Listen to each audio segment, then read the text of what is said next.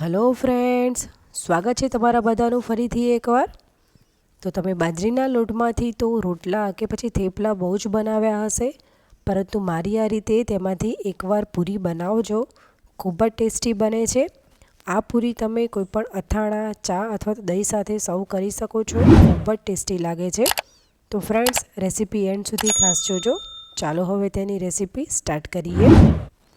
તો સૌપ્રથમ અહીંયા મેં એક મોટું વાસણ લીધું છે અને તેની અંદર 3 કપ મેં બાજરીનો લોટ એડ કર્યો છે. મેં 4 વ્યક્તિ માટે બનાવી છે એટલે 3 કપ લોટ લીધો છે. તમે જેટલા વ્યક્તિ માટે બનાવતા હોય તે પ્રમાણે લોટ લેવાનો. હવે તેની અંદર એક મોટી ચમચી સફેદ તલ એડ કરી દઈશું. ત્યાર પછી તેની અંદર મેં એક લીલું મરચું ઝીણું કટ કરીને એડ કર્યું છે. તમારે જો પેસ્ટ કરવી હોય તો પણ તમે પેસ્ટ કરીને એડ કરી શકો છો. ત્યાર પછી 1 ચમચી હળદર અને 2 ચમચી જેટલું મેં લાલ મરચું એડ કર્યું છે. મરચું તમે તમારા ટેસ્ટ અકોર્ડિંગ એડજસ્ટ કરી શકો છો. ત્યાર પછી 1 ચમચી ધાણા જીરું એડ કરી અને પછી 1 ચમચી જેટલું આખું જીરું એડ કરશું. ત્યાર પછી સ્વાદ પ્રમાણે મીઠું એડ કરશું, લગભગ 1 ચમચી જેટલું. અને ત્યાર પછી કોથમીર એડ કરવાની છે. લગભગ અડધી વાટકી જેટલી મેં કોથમીર એડ કરી છે. અને 2 મોટી સાઇઝના બટાકાને મેં પહેલાં બાફી લીધા હતા અને હવે છીણીમાં જે નાના હોલ આવે છે તેની મદદથી બધા બટાકાને છીણી લેવાના છે. તો હવે અહીંયા તમે જોઈ શકો છો કે મેં બધા બટાકાને છીણી અને તેનું છીણ રેડી કરી લીધું છે. ત્યાર પછી આપણે લોટમાં જે મસાલો કર્યો હતો તેની અંદર જ તે બટાકાનું છીણ એડ કરી દેવાનું છે.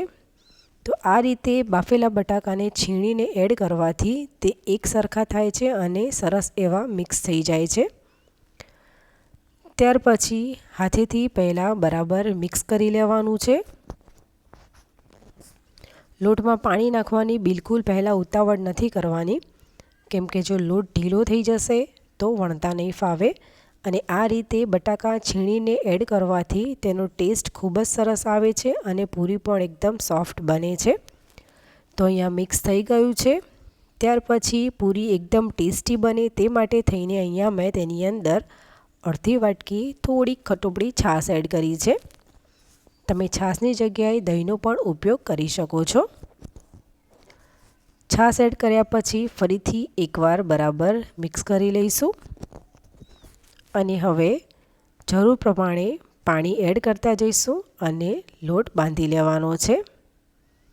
તો લોટ પહેલાં મેં જણાવ્યું તેમ મીડિયમ સોફ્ટ બાંધવાનો છે. બહુ ઢીલો ના થઈ જવો જોઈએ, કેમ કે જો ઢીલો થઈ જશે તો વણતા નહીં ફાવે અને જો કઠણ હશે તો પૂરી એટલી સોફ્ટ નહીં બને. તો અહીંયા હવે તમે જોઈ શકો છો કે મેં લોટ બાંધી અને રેડી કરી લીધો છે. તેને મેં મીડિયમ સોફ્ટ રાખ્યો છે. હવે તેને આપણે બહુ વધારે રેસ્ટ ઉપર નથી મૂકવાનું, ફક્ત 2 થી 3 મિનિટમાં જ આપણે વણવાનું સ્ટાર્ટ કરી દઈશું. હવે જે લોટ બાંધ્યો હતો તેમાંથી મેં મીડિયમ સાઇઝનો લોહો લઈ લીધો છે અને પાટલી ઉપર આવી રીતે થોડુંક તેલ લગાડી અને લુવા ઉપર પણ થોડુંક તેલ લગાડી દઈશું. અને પછી પૂરીને વણી લેવાની છે. તમારે જો આવી રીતે તેલ ન લગાડવું હોય તો બાજરીનો થોડોક કોરો લોટ લગાડીને પણ પૂરી વણી શકો છો. અને પૂરીને બહુ વધારે પડતી પતલી નથી વણવાની, થોડીક મીડિયમ થીક જ રાખીશું. ત્યાર પછી અહીંયા મેં પેનમાં તેલ ગરમ કરવા મૂકી દીધું હતું. તેલ ગરમ થઈ જાય એટલે પૂરીનો વણેલો ભાગ નીચે આવે તે પ્રમાણે પૂરી એડ કરી દેવાની છે. નીચેની બાજુએ થોડીક વાર થવા દઈશું. તો અહીંયા તમે જોઈ શકો છો કે પૂરી સરસ એવી ફૂલી રહી છે. લગભગ 1 મિનિટ પછી તેની સાઈડ ચેન્જ કરી દઈશું અને નીચેની બાજુએ પણ તેને થવા દઈશું.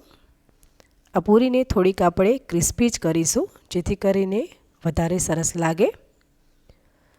તો અહીંયા તમે જોઈ શકો છો પૂરી તળાઈ ગઈ છે. આવી જ રીતે આપણે બધી પૂરી તળી લઈશું. તો અહીંયા મેં તેને એક પ્લેટમાં સર્વ કરી છે. ખરેખર ફ્રેન્ડ્સ, આ પૂરી ટેસ્ટમાં ખૂબ જ સરસ લાગે છે. તમે તેને અથાણા, ચા અથવા દહીં સાથે એન્જોય કરી શકો છો. તો ફ્રેન્ડ્સ, તમને જો મારી રેસીપી ગમી હોય તો લાઈક કરજો, ફ્રેન્ડ્સ અને ફેમિલીમાં શેર કરજો અને સબસ્ક્રાઈબ કરી બેલ આઇકન જરૂરથી પ્રેસ કરજો, જેથી કરીને મારા બધા વિડીયોની નોટિફિકેશન તમને જલ્દીથી મળતી રહે. તો ચાલો ફ્રેન્ડ્સ, ફરીથી મળીશું એક નવી રેસીપી સાથે. ત્યાં સુધી આવજો.